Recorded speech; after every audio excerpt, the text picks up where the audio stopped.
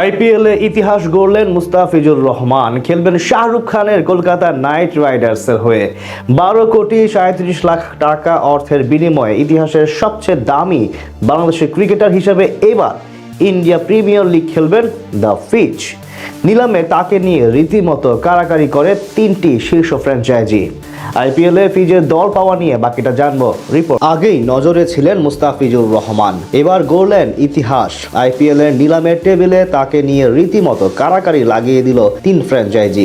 একের পর এক বিট চলল Kolkata Knight Riders, Chennai Super Kings এবং দিল্লি ক্যাপিটালসের মধ্যে। সেখান থেকে শাহরুখ খানের কলকাতা নাইট রাইডার্স তাকে নিয়ে নিল রেকর্ড দামে।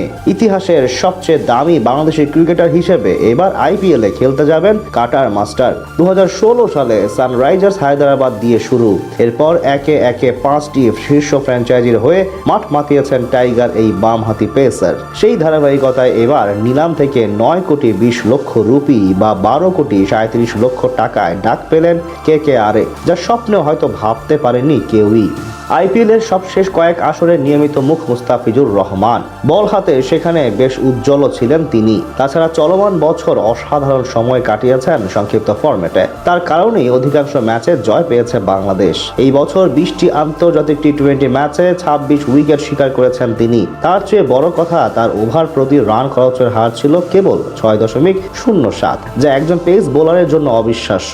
গড় 18-র নিচে। এমন দুর্দান্ত পারফরমেন্স করেই আইপিএলের দলগুলোকে বার্তা দিয়ে রেখেছিলেন মুস্তাফিজ। গত সিজনে মাত্র 3 ম্যাচের জন্য খেলেছিলেন দিল্লি ক্যাপিটালসের হয়ে। সেখানে নিজের জাত চিনিয়ে দিয়েছেন ভালোভাবে। উইকেট নেওয়ার পাশাপাশি ডেথ ওভারে ছিলেন কার্যকরী। আর তাই তো এবার আসরে চড়া দামে দল পেলেন কাটার মাস্টার। নিলামে আজ 101 নম্বর ক্রিকেটার হিসেবে নাম ওঠে মুস্তাফিজুর রহমানের। সেখানে মাত্র 2 সেকেন্ড পরই তার প্রতি আগ্রহ জানায় তার পুরনো ফ্র্যাঞ্চাইজি চেন্নাই সুপার কিংস।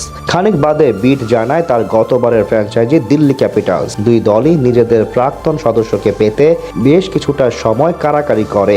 এর মাঝে তার দাম ছাড়িয়ে যায় 5 কোটি রুপি। সেখান থেকে পর্যাপ্ত অর্থ না থাকায় বিট দেওয়া বন্ধ করে দেয় দিল্লি ক্যাপিটালস, যার সুবাদে নতুন করে প্রতিযোগিতায় যোগ দেয় শাহরুখ খানের কলকাতা নাইট রাইডার্স। তাদের সাথে লড়াই জমে ওঠে সিএসকের। দুই ফ্র্যাঞ্চাইজি মিলে বেশ কিছুটা সময় মুস্তাফিজুর রহমানের জন্য একের পর এক বিট দিতে থাকেন। সেখান থেকে দাম পৌঁছে যায় 9,20,00,000 রুপি পর্যন্ত। এরপর চেন্নাই অর্থের কথা বিবেচনা করে চুপ হয়ে গেলে তাকে পেয়ে যায় পশ্চিমবঙ্গের প্রতিনিধিরা। অর্থাৎ প্রায় 12,37,00,000 টাকার বিনিময়ে তিনি খেলবেন কেকেআরে। সাকিব আল হাসান, মাশরাফি বিন মর্তুজা এবং লিটন কুমার দাস। বাংলাদেশ ক্রিকেটের 3 প্রজন্মের 3 টি-20 অধিনায়কই খেলেছেন ওপার বাংলার ফ্র্যাঞ্চাইজি কলকাতা নাইট রাইডার্সের হয়ে। বরাবরই কথিত থাকে বাংলাদেশি ক্রিকেটারদের প্রতি বিশেষ সফট কর্নার আছে ফ্র্যাঞ্চাইজিটির। সেই তালিকায় এবার যুক্ত হলেন কাটার মাস্টার মুস্তাফিজুর রহমান।